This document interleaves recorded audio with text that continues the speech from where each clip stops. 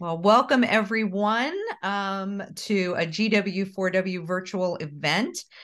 We want to welcome members and those of us out there that are connected to our GW4W network. And for those of you who are new to GW4W, welcome. We are so pleased you can be here and share your voice for this important discussion. I am Mim Senft, and I am the co-founder and CEO of Global Women for Wellbeing. Our focus is on positive disruption. And we think that when it comes to gender equity, we need to push it, but push it in a positive way. And we believe that that is deeply connected to our ability to protect our physical health, our mental health, and having a healthy connection to purpose, both personally and professionally, so that we have the resilience to be those positive disruptors. So we are very, very excited to be here to have what we think is a very important discussion about gender equity and how men need and should be more involved in this so that we all benefit. So with that, I am going to turn the discussion over to Deanne Johnson, GW4W Advisory Board member. She is a leadership coach for women in the C-suite and on the board level. She is an author, and she is a true positive disruptor. And it is such a pleasure to have her here to moderate the conversation today. So Deanne, I turn it over to you. Thank you, ma'am. You know, I always like to start off by saluting you and Nancy and the rest of the team and the board. We really appreciate all that you continue to do daily and weekly and every year to really further this vision that we have around healthy female leadership. So salute to you. And welcome to you that are joining us live in the room. There are a few of us at the moment, but I'm thinking that some people might keep coming. So it'd be great if you just let us know in the chat where you are zooming in from. It's always lovely to see the countries that are represented at these meetings. So let us know where you're zooming in from in the chat. I can see even as we're speaking, some people are joining. Let me see the chat. Let us know. Seattle. Oh, hi, Nancy. Lovely to see you. Ashley is from London. Lynette's from Honolulu. Aloha. Rebecca. Hi from the Peak District, Rebecca. It's lovely to have you here. St. Paul's, Minnesota. Wonderful. Stephen, lovely to have you. We love that view that you're showing us there. Oh, Dr. Pauline. Oh, it's wonderful to see you here. From Las Vegas. Thank you for being here and joining us. Did I say Birgit from London? Hi. Lovely to see you all here. And as we are saying hello to you all here in the room, I really want to remind you that we are recording. It'd be great to see your face, your smiling face as we go through this. But know that we're recording, know that we can see and hear you. So just take precautions as necessary. We'll be together for about the next 60 minutes. And if this is your first time to GW4W land, then write first time in the chat so we can identify you and say a special hello to you later on. So, and also I really want to just say hi to the viewers on the replay. So if you're watching this at any other time apart from live, you know, you are important to us. We really care about you and we would love to hear what you think. And so you can contact us via the website or any of our social media platforms. Just let us know that you watched the recording and tell us your thoughts. And maybe you can consider coming a little bit closer. You know, if you like what you hear this evening, then connect with us in social media land or consider becoming a member. We are a membership organization. And so, you know, we really value membership here. We really value family, to be fair. So gw4w.org is where you can find out more about that. So tonight's topic is about, Mim's already told us, positive disruption. And we're asking, where are the men? So Mim's given you the context that GW4W really believes that if women are holistically healthy, that means we're healthy in our bodies, we're healthy in our minds, we're healthy in our relationships and every other way, that we can and we will disrupt the world. We'll disrupt our organizations, our industries, our field. We will really lead change in the world. And that's what we're all about. And in October, we had this conference, and one of the highlights of the conference was our men's panel. Our men's panel was off the chain, and it was a really lively discussion. And we felt like it could do with some more time. We felt like we could do with diving in a little bit deeper. So tonight we've got two really brilliant guests to help us to dive in with that. But before we start that conversation, I really want to say a couple of things. First of all, that here at GW4W, we are masculinists. I mean, I tried to find a word that would be kind of akin to feminist, but what I really mean is we love men. we celebrate men. We honor men here at GW4W. This is not male bashing by any stretch of the imagination. We really value men. That's the bottom line. So this is not a place for man bashing in any stretch of the imagination. And I know that you're here agreeing with me wholeheartedly on that. Secondly, I want you to know that if we are going to accomplish our goal of gender equity, any at all, we believe that we need men. We don't just love them, we need men on board. You know, there's this old African proverb that says, if you want to go fast, go alone. But if you want to go far, you need to go together. I love that proverb and that saying because it's so true. We want to go all the way when it comes to gender equity. And so this is not something that we can talk about in silos, not any kind of silos, gender or otherwise. We need this conversation to involve the men. It's not good for women to be alone in this fight. And thirdly, what I want to say is we don't just want to talk at you tonight. We really want your voice on this topic. I'm really excited about hearing some of your points of view. And so what I suggest is you grab a notepad and a pen and have it handy, and every time things occur to you as we're speaking, then go ahead and jot those down, so there'll be time for us to have discussion later on. And as you listen to the conversation, I want you to be considering these three questions, and there'll be more questions, of course there will, but just these three going through your mind as you listen today. What do you believe? What do you believe about the men's role with this whole thing around gender equity? What do you believe about men's role? And how do you see or not see male allyship playing out in your corner of the world, in your corner of the marketplace? How is it going with you? What are you seeing? What's occurring to you in your landscape? And then what is our role as women and men engaging, like really I'm aiming this at you, like thinking personally, what's my role in the engaging of men in this fight for gender equity? So how's that sound? Give me thumbs up if you like the sound of all of this. Wonderful, wonderful. All right, so without further ado, let me introduce our speakers or our guests, because it's not really a presentation that we're doing tonight. It's really a conversation that we really want to start. So the first person that's going to be with us tonight is Haena Kim. And Haena is a behavioral scientist. She's a founder at The Bias Lab. She is a global citizen, I like to call her, because she's really worked around the world. She's traveled to several countries, and she's on a mission to help organizations to tackle structural and systemic inequality.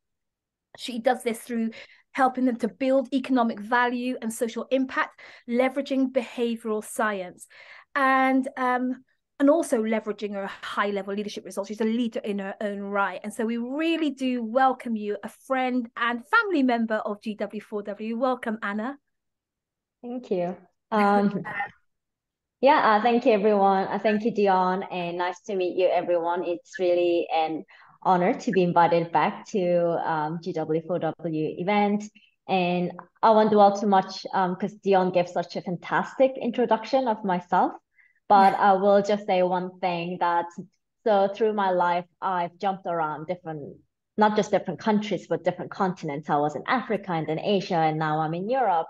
I worked in private sector, nonprofits, international organizations. And really what I learned through all this experience is there is no perfect organization. And there's so many, every society, every organization, there are structural inequalities. And that's why I decided to start Device Lab, which is really, it's a company, but it's really to me a vehicle through which I can work with individuals and organizations to find, innovative solutions using behavior science and data to solve them, right? Like, why not? Like, go for the most difficult challenge, gender equity, equality. So that's what I do. I'm looking forward to sharing my insights with you, and also hope to hear from you your views and questions. So Wonderful, nice to meet you. wonderful. Well, we're delighted that you're here. Like I said, you were, well, I don't know if I said that Haena was the moderator for our men's panel at the conference that we had at the end of last year. And it was an amazing time. We might get a chance to have a little snippet at that later on. But let me go on and introduce René Bouchard. René is a transformational global HR leader. He's living in Switzerland. Both of our speakers and guests tonight are living in Switzerland.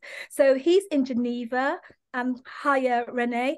His work is all about partnering with boards and senior leaders to define and implement their strategic direction. So he's currently HR director at Galderma, a company in the dermatology space, and he is a longtime friend and ally to GW4W family. So, hey, René. Thank you. Thank you for inviting me back as well. Delighted to be here. I learned my place very early on, being born in a matriarchal family, very, fierce and strong grandmother with 3 daughters. I learned that at school as well, where no matter how good I was, there was always at least one girl who was better than me. And so it was always like that, and joining the corporate world was an interesting experience as well. And early on, I said, what can I do to help? What can I do to help transform? Then I got educated as well with the real specialists in diversity and inclusion. And, it's been a joy to be involved and to see what I can do to help further. So thanks for having me. Yeah, we're delighted to have you, and let's start off with a conversation with Haena. So, Anna, I know that you were our facilitator for our panel discussion. Tell me a little bit, like you've told us a little bit about why you're interested in this topic, but why particularly this topic around men and equity? And what were some of the things that occurred to you as you did our panel discussion? Yeah, great question, and very difficult one in some aspects. I think to first start why gender equity is important for me, but specifically why men allyship, right? So I think everyone here in this audience, I don't think I need to explain why gender equity is important. I think that's kind of, established. You know what? I actually think maybe we do. Maybe there are some people who are here or will watch on the replay who will say, hey, why is this a big deal? So. Yeah. Oh, okay. So I think for me, it's like, why is this even a question? I mean, 50% of the world is women, right? Yes, I mean, of course, ethnicity and race and age and all these other diversities just as important. But to me, gender is kind of the foundation of it all. Because if you just look at number, right? I come from a finance background originally. I'm a behavior scientist. I use a lot of data. Just looking at numbers of 50% of the population. So by not achieving gender equity or by not being inclusive to women, you're literally missing off 50% of market, 50% of labor, 50% of consumers. So to me, it's like, why are we even arguing about this point to some people, right? So and of course, I would have to also admit, well, that me as a woman, it is also in my favor to have this gender equity. And I don't mean to say that like what Dion said at the start, right? Like I'm not saying, it's only for women. It's for men and women being equal. So yeah, to me, and as being a woman, being someone who's interested in diversity and inclusion, it is only natural to me to do and participate in whatever small way so that we can move more towards gender equity. And I think that nicely ties in with why male allyship specifically. And again, the key point is the same answer. You can't have a balance without the other 50%. So women are 50%, but men are the other 50%, so it's like yin and yang.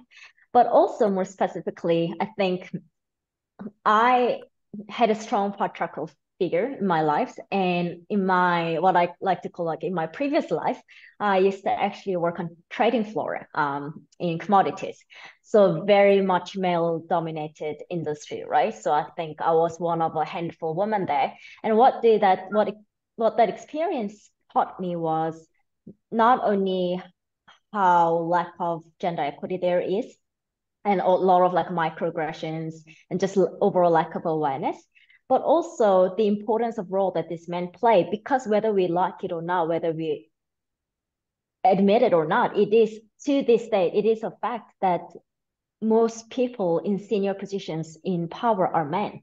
So if you want to have change, you need to have people in power in your favor for whatever agenda you're running for.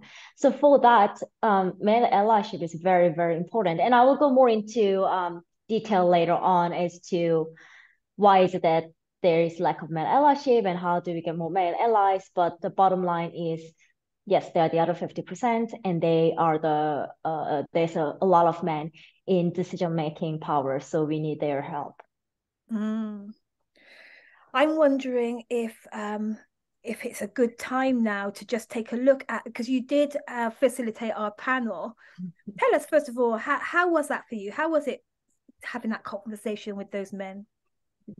Yeah, so for me, I would say that as a woman of color specifically, and I guess you can say I'm a young woman of color, right? Not that age to matter that much, but it's not always, there aren't that many opportunities for me to be at the questioning side of the table. A lot of the times, my experience so far, right, there are moderators or the interviewers or whatever the circumstance may be, that the men get to ask the question and I'm the one answering. And what this event did for me, what this panel did for me, and I love the fact that they had like 3 amazing men, by the way, and me as a moderator, that I got to ask questions that I've always been curious about because I want to hear their perspective as well. And at the same time, I think these men, and I think Renee can perhaps tell more later based on his experience, but I think sometimes, as much as women are frustrated that we don't sometimes get to give our opinions or ask questions, I think sometimes men get frustrated too because no one's asking them about their thoughts on this, right? A lot of the times it's very much, hey, like diversity and inclusion is important. You have to become an ally. You have to hire more women, whatever the needs may be, but it's also important to let them voice their thoughts on this, let the world or let the company hear what they think are. So I think that's what this panel did. And I mean, to me, having that safe space to really have that open conversation was most eye-opening. Yeah, well, let's take a little look. Mim, can we do this? Can we take a little look at the panel discussion that took place in October? We sure can. The sound's not great. Listen keenly, take notes, and we'll get excited a bit. And he said, why is it? Hold on. We'll go right to it jumped. So where are men? Why are there more men allies nowadays? What do you think more specifically? So where are men? What do you think is causing this missing in action? Robert, would you like to go first? Well, I think we need to start with why this is so important, and what we need to reflect on is the fact that actually men have a tremendous position of power, as we heard earlier, in terms of the fact that they're 80% of global executives, they're over 60% of people managers. So, in a typical business, they have a huge amount of power.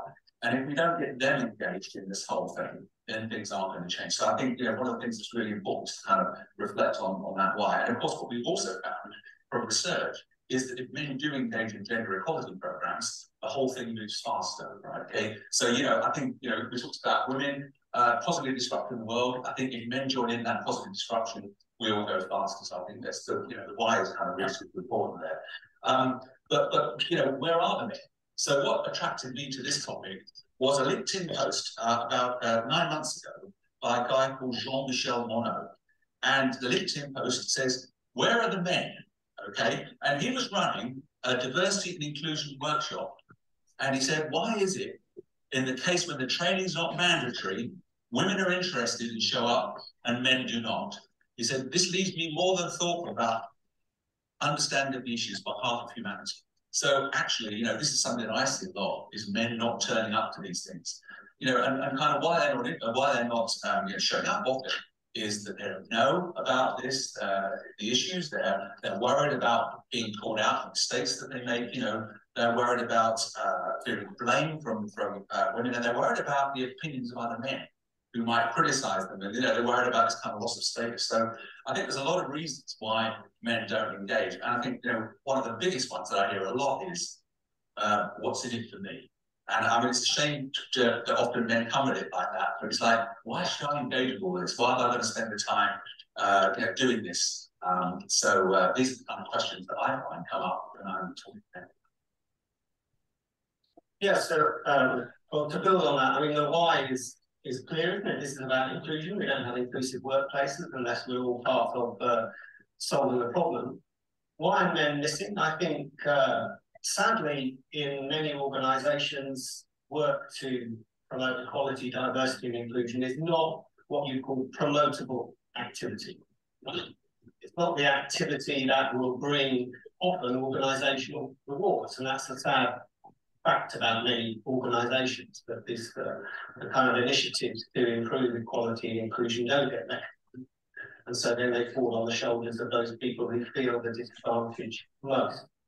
And that's a situation that both sides bear in my book. So I think that's one issue. But sometimes men don't look hard enough.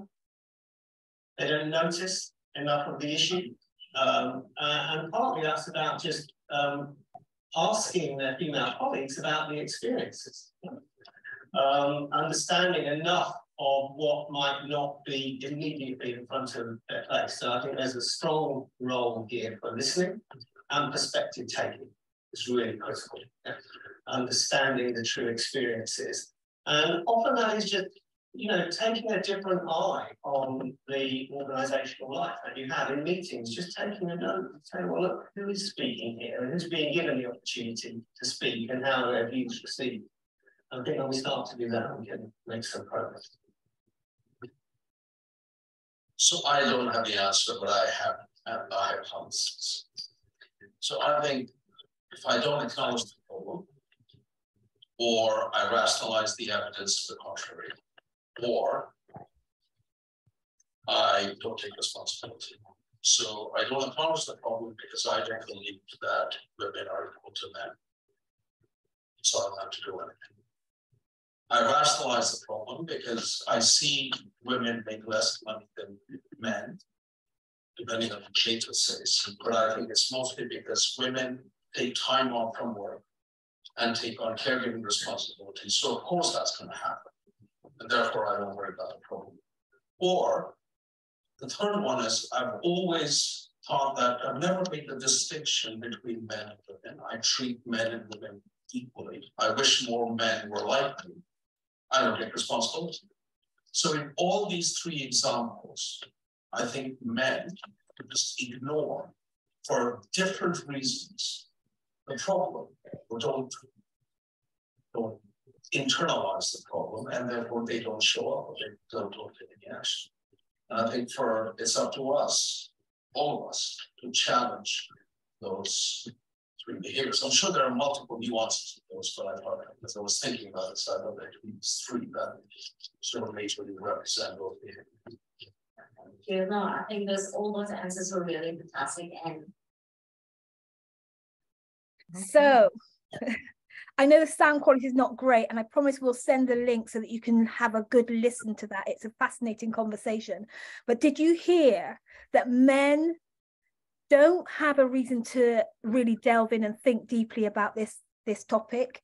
Men sometimes don't look hard enough at this issue, and it's easy for men to just not pay attention. We cannot accuse you of that, Renee. Here you are. You're here with us. And so my first question raised from that, listening to that, is why do you care? Like, why are you here? personally, I think it's part of my upbringing.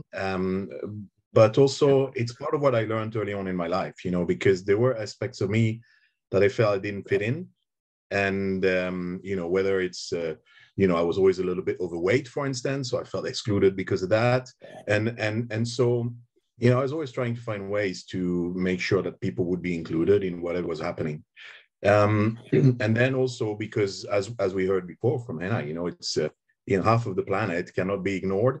And we need to do the work that we need to do. So I think for men, it's first to understand where it's easier to understand the challenges of gender diversity if we understand first a place where we are in the historically minority group, whatever that is, and then we can replicate some of that. Even saying, "Oh, I do it for my daughters," is not enough. I think we hear that sometimes, but for a man to really understand that, they need to experience it from another variable where they've been in the historically minority group.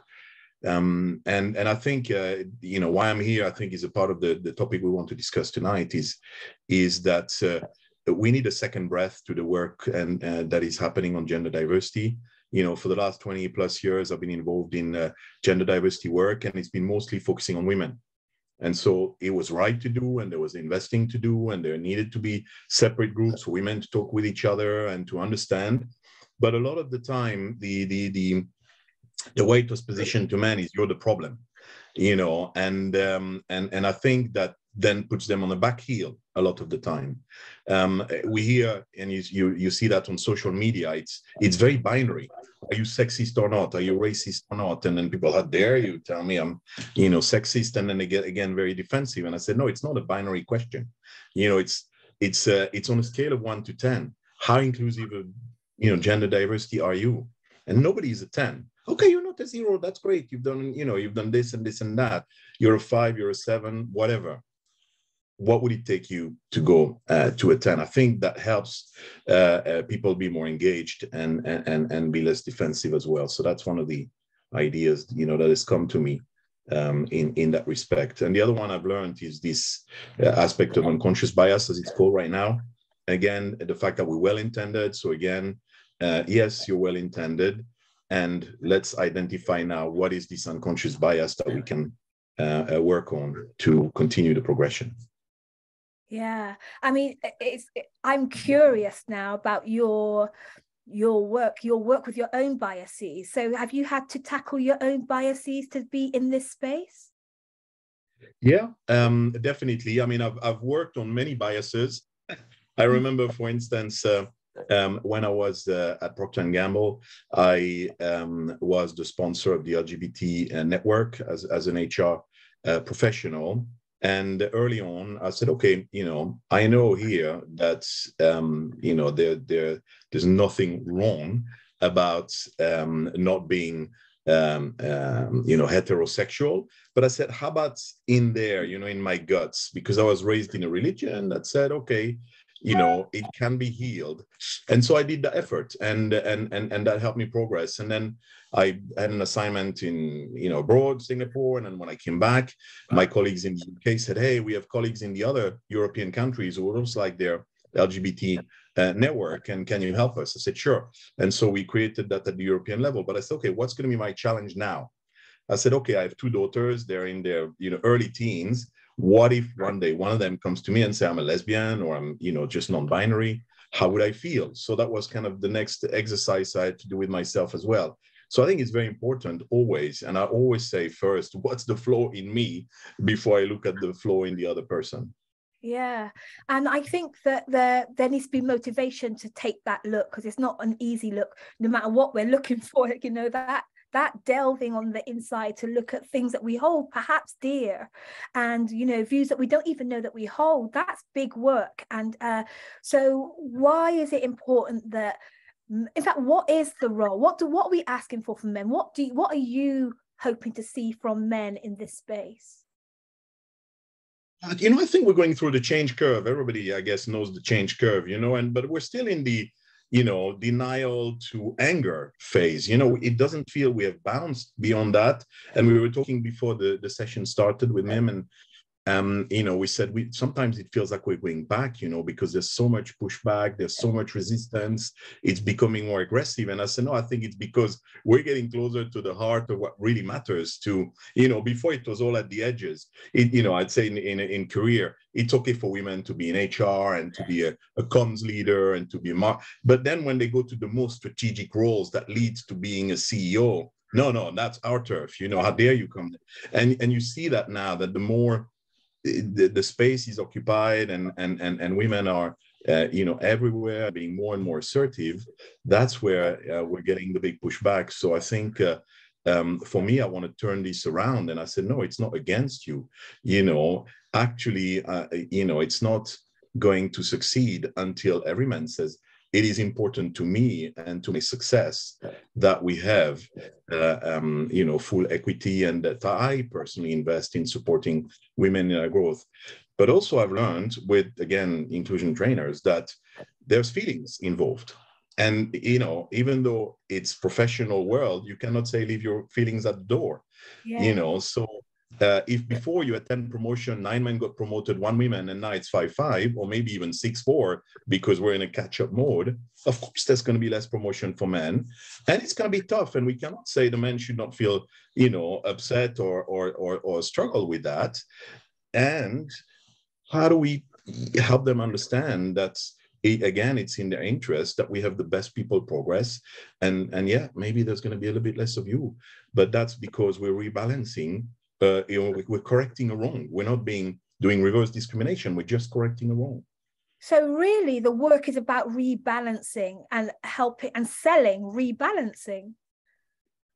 Yeah, but again, I think it's we need to proactively engage. So we need as many men's group as there's women's group, and sometimes they meet on their own, and sometimes they meet together, and we dialogue, and we understand each other's perspective. When men meet on their own around this topic, what are some of the things that you're hearing? Again, it depends the level of investment and education that has taken place with men. Very early on, the first time, again, I was still at Procter & Gamble at the time, but the very first time there was a women's group was in the UK, and it was like in the early to mid 90s. And I heard the story. I was still in Switzerland at the time, but I heard the story that a group of men rented a conference room next to the room that the women had rented for their first meeting, and were all disruptive and noisy and whatever. That's so childish, and it's the very kind of early reaction. And, and then it's, they got promoted because they're women. So you go through all these different phases. But again, it's until we get through that point where they said, okay, I can see the benefit, I can see the positives, that, that will make progress. I see quite a few organizations now, especially in the non-profit sector, going for what they call feminist leadership behaviors. And what does that mean? And how do we get men engaged behind that as well? I was always saying, right now we're telling girls you can be anybody you want, you can do any job you want, and it's okay. But how are we raising the boys? Are we telling boys it's okay to be emotional and to cry? And, how many boys are fighting to get jobs as secretary or, receptionist or whatever those jobs that are still, almost exclusively seen as female jobs, until they equally fight for those jobs as we allow women to fight for those jobs that have been traditionally seen as male. I don't think we're quite there. It's powerful. One of the things that we heard over and over again at the conference was men are asking, what's in it for me? So, you've spoken a lot about that tonight, but, men, what's your answer to this? What is in it for me when men ask this question? It's a tricky one. It's a world more just, it's a world more fair. It's a world where, again, if you have daughters, they will have equal chances, and hopefully a broader perspective on the world and different ways to look at things. We always say, and you said it, if you want to go fast, go alone. And you see that also in business teams. If you want to go fast, just put all males, straight white males in a room, and they'll make a decision very quickly, but they'll probably miss the best solution. So your benefit is you'll get a better solution. Might take a bit more time, it might be more complex, you might need to invest in understanding the other point of view, because it's not one that you might expect or be used to, but you will also benefit. Yeah. Rebecca says, sorry, let me just say, yeah, Rebecca says that if I have 3 teen sons and struggle to find the role models, discussions for them in this arena. That's a powerful statement. Yeah. What were you going to say, Haena? Yeah, I just wanted to add on that, since we're on the point of what's in it for men, and I mean, coming from the behavior science approach, which is really the perspective I wanted to share. And just for those who are not aware, behavior science is essentially a study of unconscious biases and how people make decisions and behaviors, so we can nudge them towards making better decisions and behaviors, such as becoming a male ally or advocating for gender equity. So on this point, in terms, essentially becoming a male ally is changing a behavior, right? Because natural human instinct, and this is like, it's an evolutionary thing. It's not only applicable to some people, but not others. Or I'm not even here to argue, is it real thing or not? It's a fact that depends on you tend to favor your identity and those who are who resemble you, right? And really, so therefore, as a woman, it's more likely that you advocate for women and male for male and so on. So of course, you know, like Renee said, we are in times of change. And at this moment of this gender diversity movement, let's say, we are asking men to suddenly become an advocate for women, advocate for gender equality. So it's a huge change in behavior. It's a really difficult thing. And so from behavior science, again, from perspective, what's really important to make the change, right? And there's something called intention action gap. So if the first level is awareness, like, are you even aware that this is a problem, that there is such an issue? Second part is, do you have the right attitude? Do you have the intention to wanting to become one? And going beyond intention, like having an intention in itself is not enough. You have to act on it, right? So to bridge that intention act gap, one key thing is having an incentive, having a very, very clear incentive. And in my opinion, I think what the world, like what we as in the world or different organizations lack at the moment is we are not very clear on what men want, what's in it for men. And I think we need to really figure that out. And that's gotta be something explicit, very quantifiable, clear, in line with the business. So you can't just go and say, hey, like, be a male ally because having gender equality is good for you too. I'm sorry, but like, that's a pretty idealistic thing, right? So I think we need to, either by talking to men, doing a survey, or whatever the methods may be, need to really figure out what men want in this, like what's gonna have their buy into this mission. You know that at the conference, one of the things that came up around that was it needs to be about money. That men want it to be about money. And so I think that this opens up, what you're sharing, Haena, is really powerful. But I think what it opens up is the discussion about, well, what is the truth about gender equity? What is the truth about equity as a business case? Yeah. Absolutely. Is it true that gender equity is actually going to make a big difference to everybody in terms of the bottom line? Yeah. And of course, I don't have an answer because it's a difficult question, but also it's one that depends on the organization, on the business, on the context. Yeah. So it's a little bit more narrow than saying, hey, this is why it's good for the business. And we know, I mean, there is so much research done already, and a lot of people try to look at the data and quantify and have proven that it is good for the business. But I think what's not clear is for your business, for you, right? So I think that is something that business leaders in their organization needs to figure it out by, talking to their employees, men, women. Yeah. It's time for change. I think that's what we're hearing. It's time for change, that we are changing, that things are moving. And there are still some big question marks, like what's in it for men, and like what is the business case for gender equity in anyhow. before we go into a breakout session, I wonder if there's anybody here that has been listening to this, biting their tongue, sitting on their hands, trying not to ask the question. Well, now's your chance. Ask away. I know it was you. I knew that you'd be saying yes, Dr. Pauline. Well, I have to share because I find this really, really fascinating. And just to start with men, I interviewed over 55 men. It was actually before COVID, but it was in the Me Too arena. And it was, how are you as a man feeling about being a man? And just to summarize that, they all said, when I asked the last question, which was, how would you advise women to manage men? And they all said, gosh, I never thought about that. They all said, we would like to be valued for who we are and not smothered, mothered, or threatened, or seen as a threat, sorry. That they, in my experience of studying this whole subject matter, men and women are different. That's a fundamental.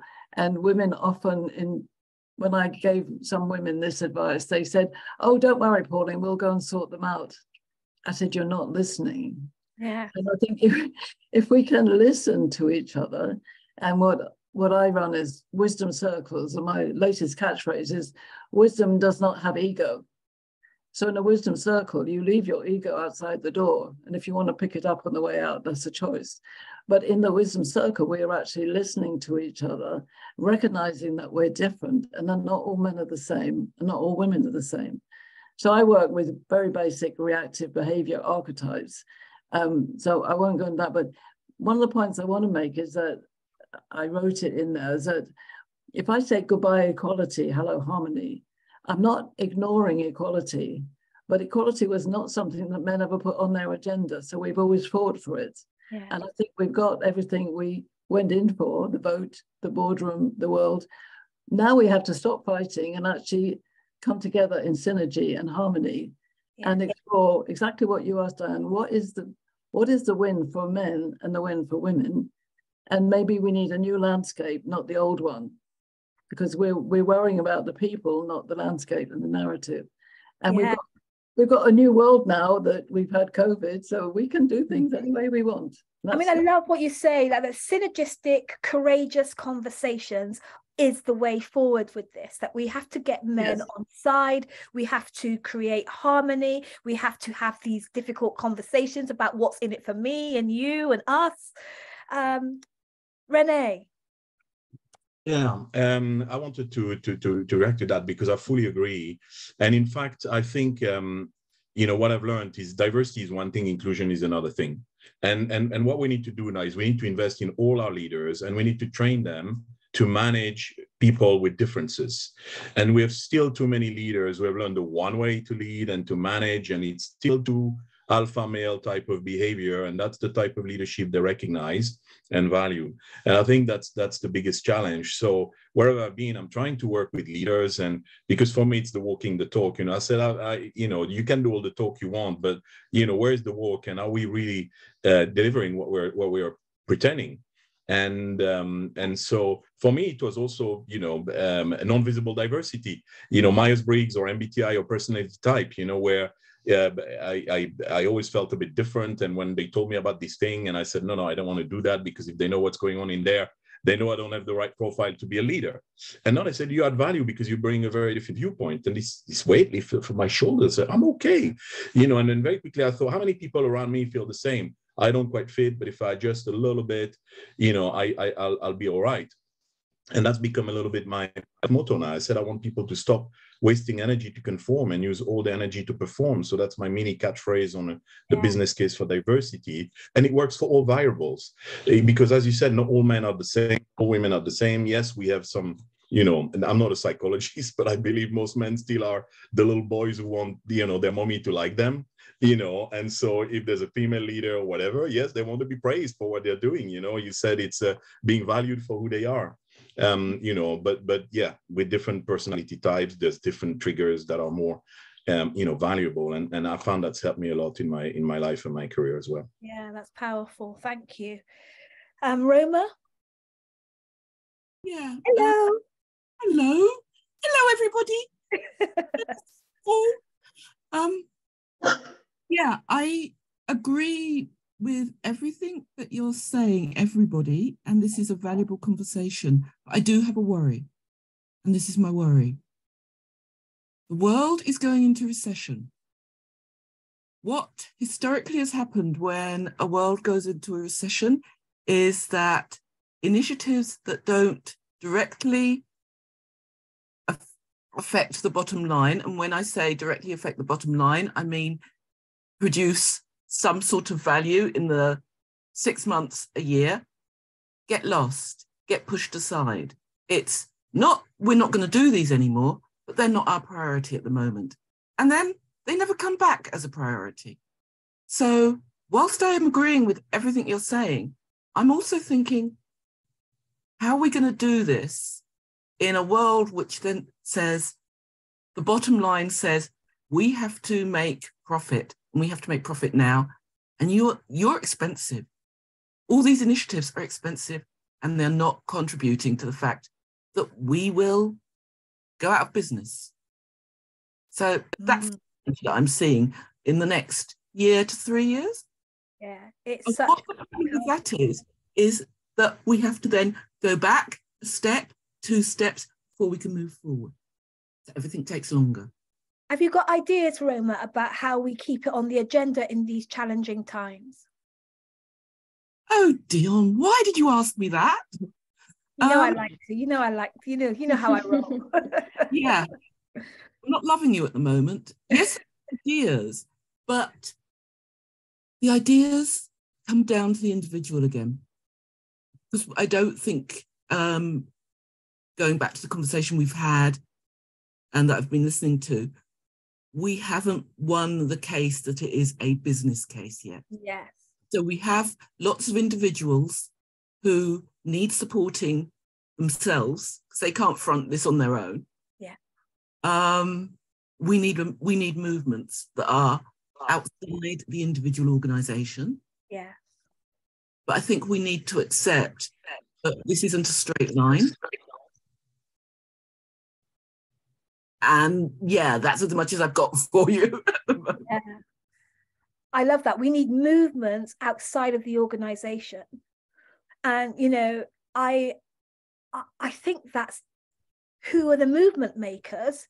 And I think it's the woman and the man in the mirror, right? Right?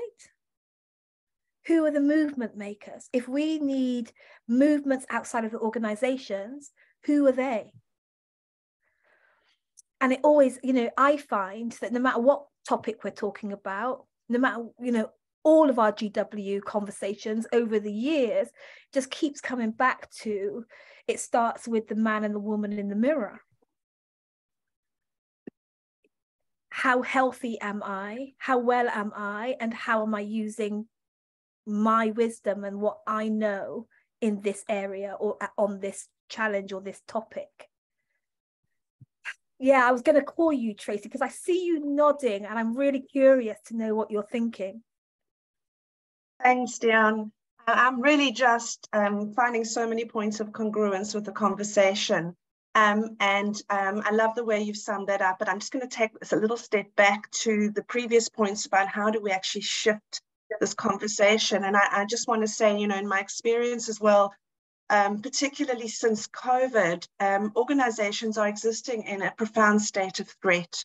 And even societies. And as we kind of move towards the threat of recession and food shortages, etc., it seems to be exacerbated.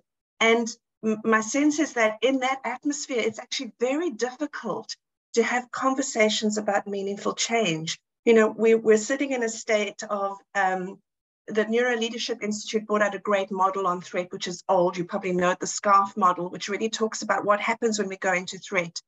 But every single one of these dimensions is triggered by this discussion on gender equity. So if you think from the perspective of men who actually have a lot of privilege to lose, their status is threatened, their certainty is threatened, their autonomy is threatened, their relatedness, where they fit in, and the whole sense of fairness. So from a brain level, we are activating these things. So on an individual or group level, this is playing out and it shuts down conversation. So I'm wondering, and it's just a question for everyone to think about, is what is the role of organizations in fostering and building meaningful psychological safety in order to create the kind of environment where these conversations can happen? And again, like, drop mic, big, powerful question. But, you know, there is this, what you raise is so important. And my work really touches on this with the women who are actually in the boardroom, that there needs to be a commitment on all of our parts to raise our conversational intelligence, to raise our ability to open up these sensitive discussions.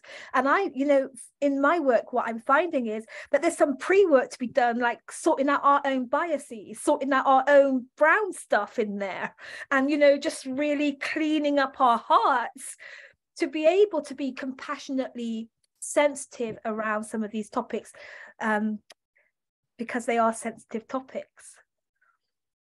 Yeah, really powerful share, Tracy. What do you do?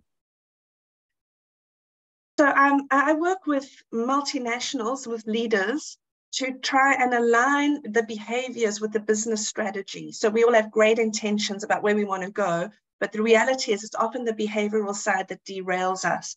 So helping to shift leadership mindsets, leadership behaviors in line with organizational strategy. And of course, that involves the whole spectrum of D&I activities as well, and D&I intentions. Yeah. Haena, how do we get past these behavioral nuances?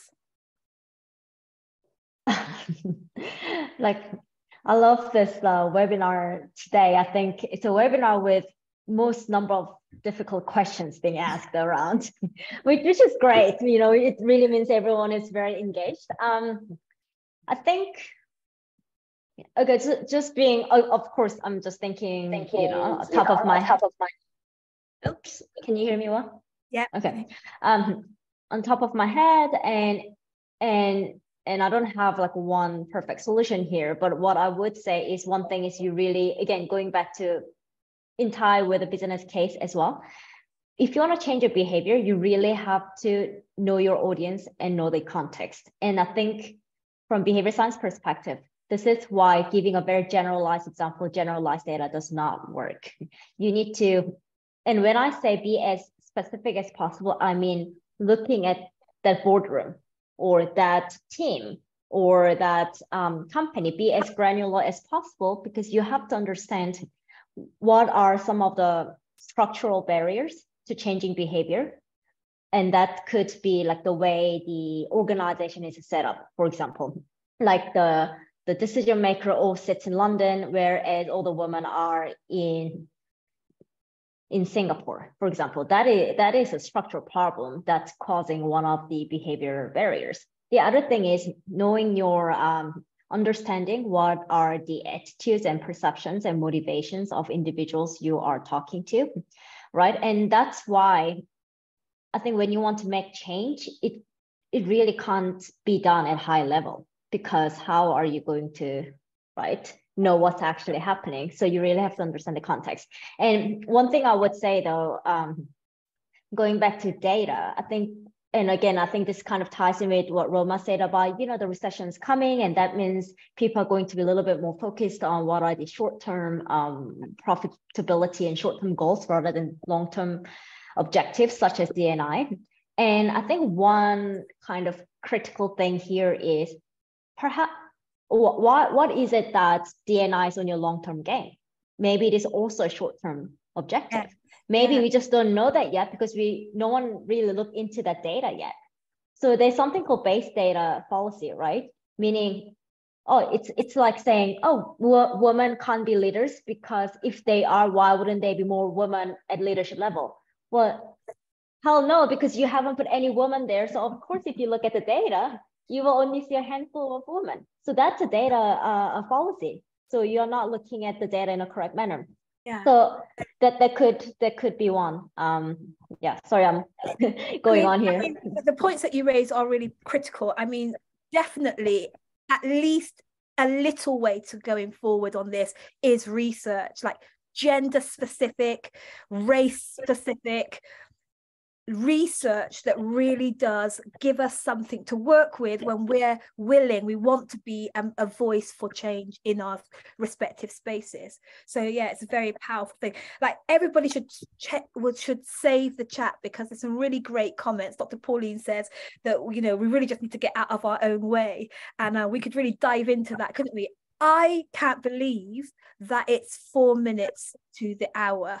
It's really gone by. There's so many people, like, I'm seeing your faces, and I really want to know what you think and what you have to say. Maybe we just need to continue this conversation another time, but we didn't get to do our breakout rooms. But I would just, you know, give a couple of minutes to anybody who wants to have a quick 30-second share.